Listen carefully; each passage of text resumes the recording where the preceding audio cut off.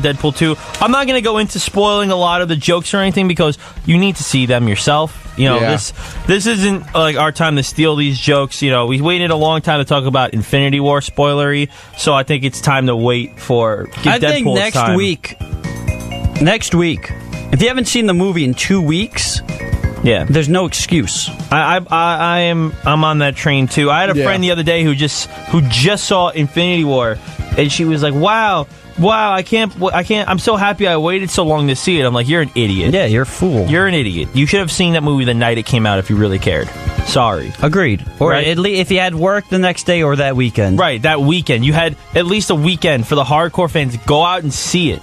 You know, and there's no excuse of, I didn't want to go and there'd be bad seats. You should have pre-ordered your seats then. You can do that nowadays. Where you want to sit. We got pretty decent seats and we ordered the week of. Yeah, right. Like the week of, we ordered, and we got pretty good seats. Well, we went to a theater that's not assigned seats. I'm talking about Deadpool. We ordered the week of Deadpool, and we got pretty good seats. Yeah, no, they were great. You know? Nice theater. Yeah, right. RPX screen at Westbury Stadium 12. Dude. That's my theater. Corners and all. Yeah. Corners. All right, so Deadpool 2, it debuted in first place, obviously, at the domestic box office, dethroning Avengers Infinity War with an estimated $125 million, which is very good, especially for an R-rated movie.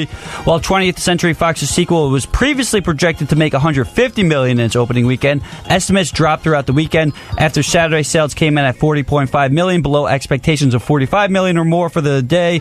Opening weekend estimates dropped to $125 million, which is still really good. Still had the number one Thursday screening for an R-rated movie. It's killing it at the box office. I expect it to, obviously drop to second place once Solo comes out, but I expect it to stay strong because, the audience has really enjoyed it. It's got decent reviews from the critics. So all in all, I expect this movie to, make upwards of, I would say like $700 million worldwide, kind of what the first one did. Sorry. Colton's breaking walls in here. It's not going to really over. I apologize. Yeah, I absolutely could see this movie smashing it for a little while. But Solo, there's so much going on. We're going to talk about that later on in the show. But this was definitely a fun movie to go see. Definitely, you could tell. I saw it twice already. You could definitely tell that this was more than just let's just make this movie. Like Ryan Reynolds obviously really likes this movie. He's poured a lot of himself into it. There was so much love in this movie, and you could tell that they had so much fun making it.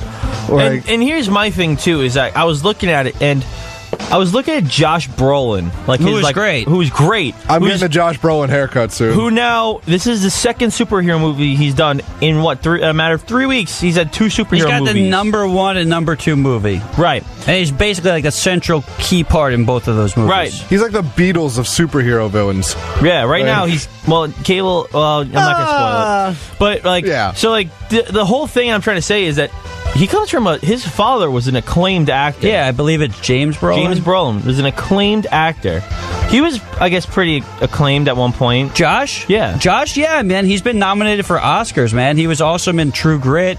Right. He was, he was a child actor, too. He was in The Goonies, and they even made a Goonies joke. He called him One-Eyed Willie. Yeah, right. Which is from The Goonies. So, this guy went from being, like a serious, actor, to now being in, superhero movies every year. For the foreseeable future, he's going to be in superhero movies because I'm going to say real quick, not like anyone didn't think it. They're going to make more Deadpool movies. It's going to happen. You think the next movie they make is an X-Force movie? Yeah. So you have Colossus, you have. Let's just say it. Cable, you have Deadpool. I'm sure you have some of the other characters. Domino, who was great in the movie. I'll say this. I liked the movie. I liked it a lot. I did have problems with it. I thought a lot of the jokes fell flat. Some of them were really, really good. In fact, I think it's got the best post-credit scene in not just comic book movie and movie history, but the problem is I think that was the best part of the movie was that a lot of the jokes with T.J. Miller, I think his character's awful. Yeah. It's just an unnecessary character.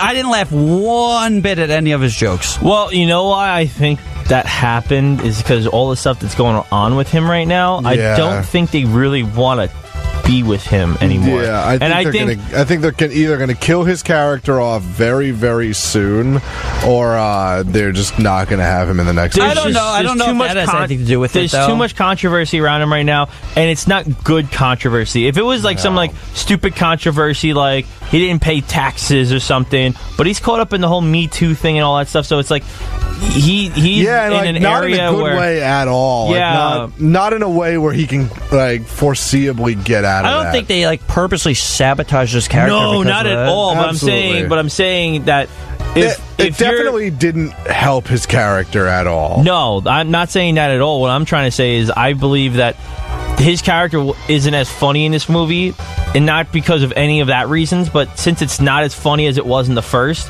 they're going to be less likely to say, all right, let's make sure we write him into the next one. I think they'll just leave him out of it, being, you know what, there's too much going on with him, and he wasn't that funny, so we'll just leave him. I don't know. I haven't heard anything more on his case, so if you guys don't know what happened with TJ Miller, apparently his ex-girlfriend was claiming that he would beat her up, but I've heard nothing of it being confirmed. A lot of people, lie about this stuff, so I'm not saying she did, but it happens from time to time where you see, not just in these types of cases, you see people that are mistrialed for murder and they're in jail for 20 years and they get out. So I don't know if she did it or not, or if that even happened, but we'll see, hopefully for his sake.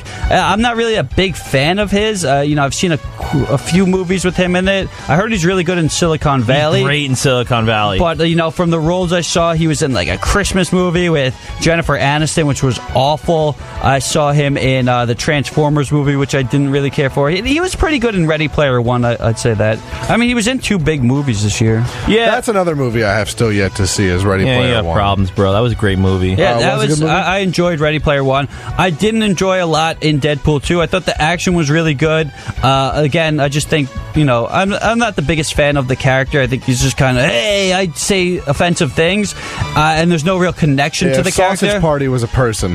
Like, it's Deadpool. Yeah, it's basically what it feels like. It's like a Family Guy episode. So, I'm not going to spoil it, but there's a scene where he's dying. And, did anybody really get sad or emotional or feel any attachment to it during that scene? Well, I didn't. There was another character where there's a death involved that actually was emotional. So I felt if they kept the tone from the beginning of the movie and kept that throughout the film, I would have enjoyed it. All in all, I would say would definitely recommend checking it out. It's definitely a fun movie, and it's short. It's under 2 hours, which is, I think, every movie in this type of vein should be, whether it's a comedy or a fast-paced action movie. Avengers and Star Wars, those could be 2 hours, 20 minutes.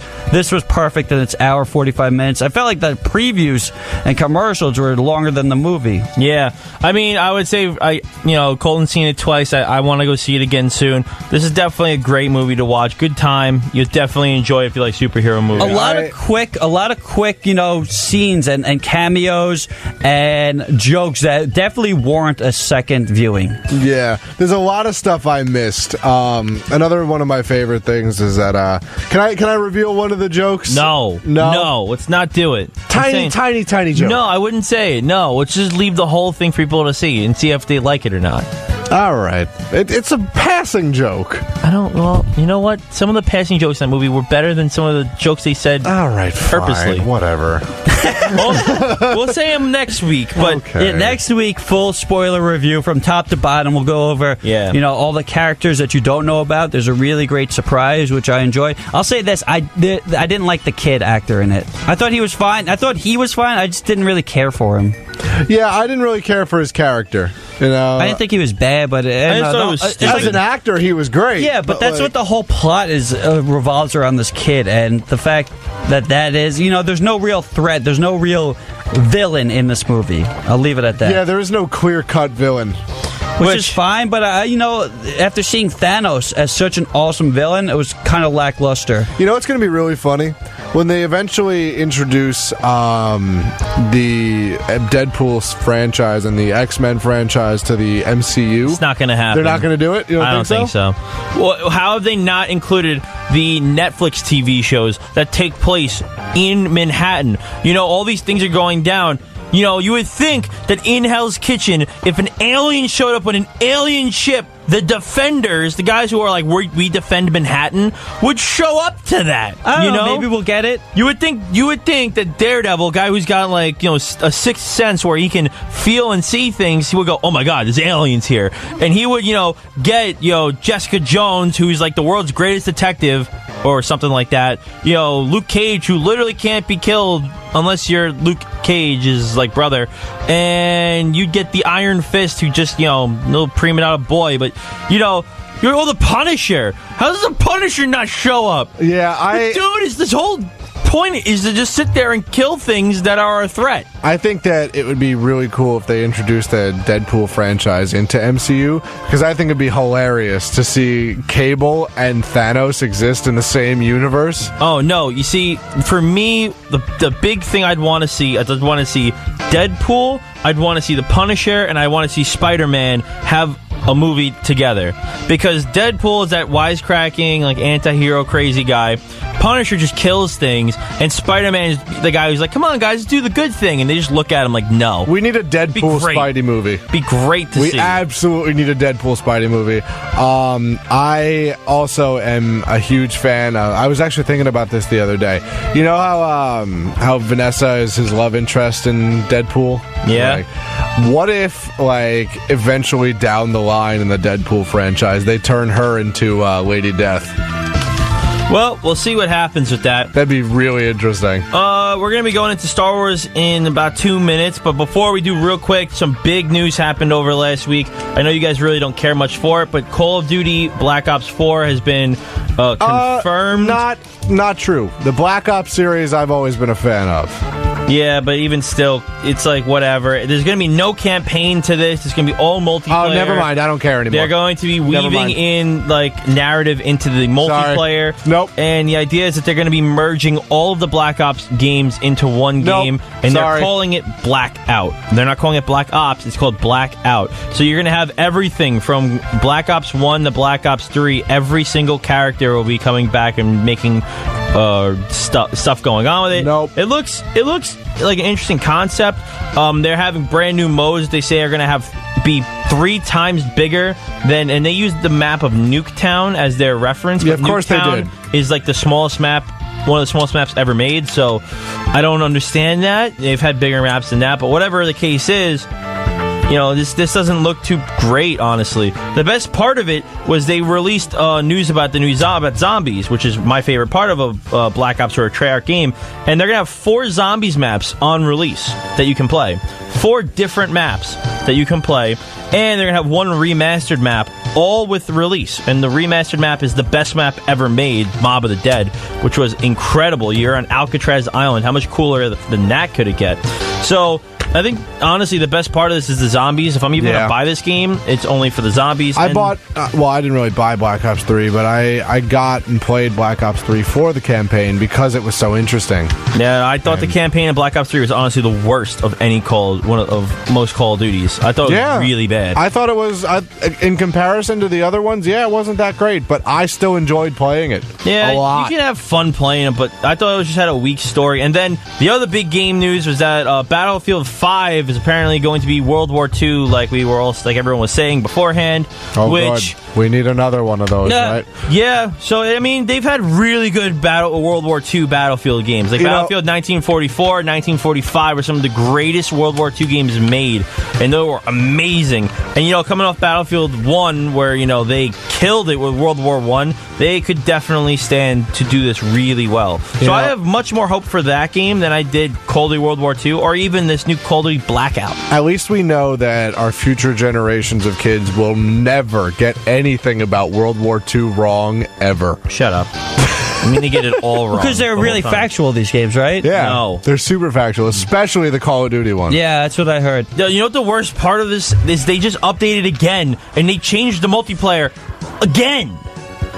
It's so stupid. I hate Call of Duty World War II. It's the worst money grab in all of video gaming history. No, it's not. Yes, it is. I assure you, it's not. You know it is. You ever heard of Fire Emblem Warriors? No, it's not. No, it is. This was really bad, Colton. They went back on every deal and promise they made, and then they put a player cap on the one mode that was supposed to be awesome. It's like, what did you do that for? Anyway, whatever the case is, Blackout, I'm not looking actually forward to at all, but Battlefield 5, the World War II Battlefield, as long as it is World War II, I'm very, very hyped for that to come out. And then in 2 weeks, we have E3 coming up, so it's going to be something else. And Justin, you were telling me, just to wrap it up before we go into a quick break before we talk about Star Wars, is that Steven Spielberg and Leonardo DiCaprio are going to be making a Ulysses S. Grant bio movie. This should be interesting, if it actually goes down. Spielberg's got a few movies he's working on.